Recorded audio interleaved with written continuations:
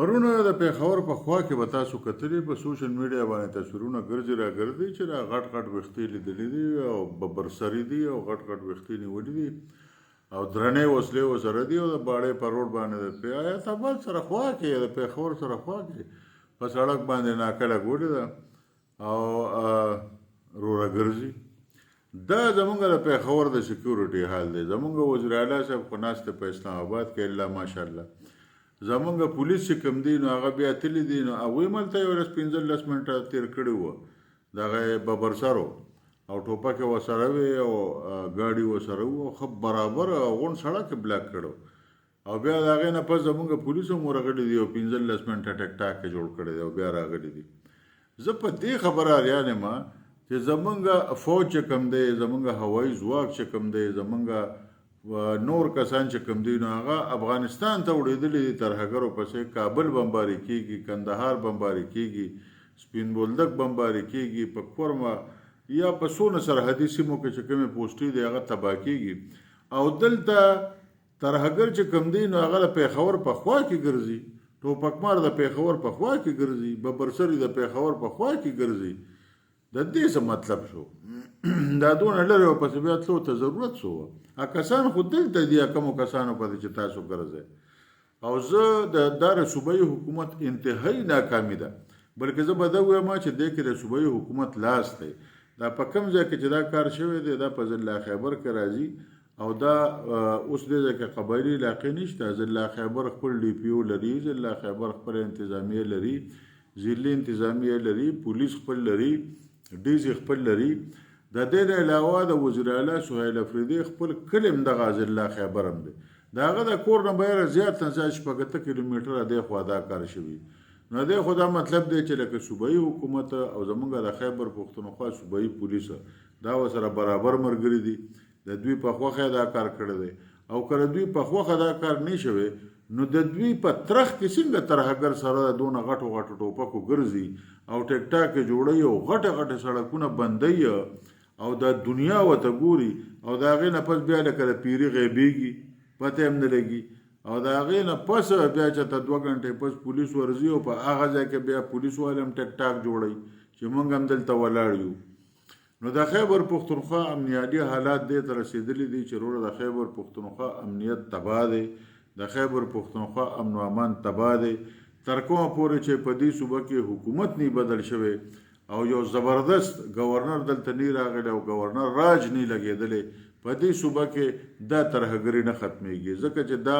صوبایي حکومت ترهګرو سره ملګری دی او پولیس د هغوی د لاسه مجبوره دي ځکه چې پولیس ټول ټاله د صوبایي حکومت په لاس کې دی او صوبایي حکومت ورته دا وایم چې تاسو به افغان کډوالو ته هم لاس نه اچوئ او تاسو به دغه ترهګرو ته هم لاس نه اچوئ. زمونږ پولیس زمونږ خفیه ادارو یو افغان کډوال چې کوم دی هغه را پیدا کړی دی. تاسو ګورئ د بوډ بازار د افغان کډوالو نه بیا ډک شو، پېښور د افغان کډوالو نه بیا ډک شو. زمونږ پولیس ورته څه نه وایي، زمونږ ادارې ورته څه نه وایي چې تاسو افغانانو ته څه نه وایه په پاکستان کې که نه او تاسو ترهګرو ته د پېښور په منځ کې د پېښور په خوا کې ورته څه نه وایه او هغوی د غټې غټې وسلې ګرځوي او د غټو غټو ګاډو کې ګرځي او په لارو کې ناکې لګوي نو د افغانستان ته ورپسې ولې ځئ؟ اول خو د خپل کور صفا کوئ بیا د هغې نه پس نوره خبرې کوئ. ما خو 20 ځله دا خبرې کړي دي او نه پوهېږم چې زما دا خبرې څوک شیر کوي نه که څه چل دی چې 20 ځله ما دا خبرې د پاکستان د فوج مشر فیلډ مارشل سید اسم منیر ته کړي دي، وزیر اعظم شهباز شریف ته مې کړي دي چې اول ته خپل کور صفا کا نو بیا نورو خلکو کره غونډې وله. د افغان طالبانو ډېرې خبرې به غلطي خو دا یوه خبره د هغوی ټیک ده چې یاره ترهګري ستاسو کورنۍ مسله ده، تاسو خو اول خپل کور د ترهګرو نه صفا کړئ نو بیا د هغې نه پس که فرض کو زموږ د اړخه څوک درځي نو بس ټیک ته بس دا سر پې بیولې خبره ختمه شوه. نو اوس خو د پاکستان هوایي ځواک او د پاکستان ځواکونه لګیا دي په افغانستان کې دونه بمبارۍ وکړې چې افغانستان یې بالکل کنډر کړ او دغه ځای کې چې د ترهګرو کم کیمپونه وغیره ټول تقریبا چې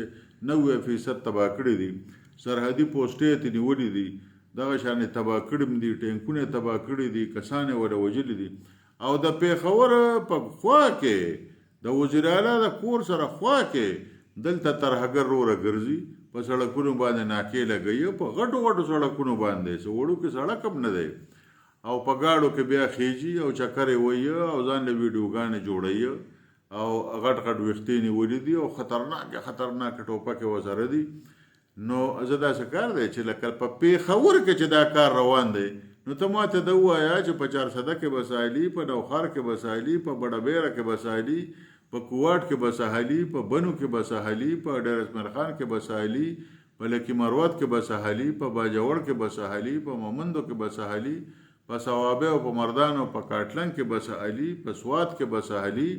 په کوهستان کې به ساحلي چې په پېښور کې دا ال دی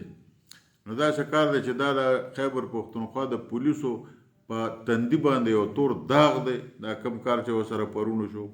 او سی سی ټي وي کیمرې دغه ټوله کسان راغشتي دي ځکه چې دغه ټول کسان چې کوم دي هغوی ځان له ټیک ټاک کې جوړې کړي دي دا پکار دی چې تاسو را پیدا کړئ دا یو کس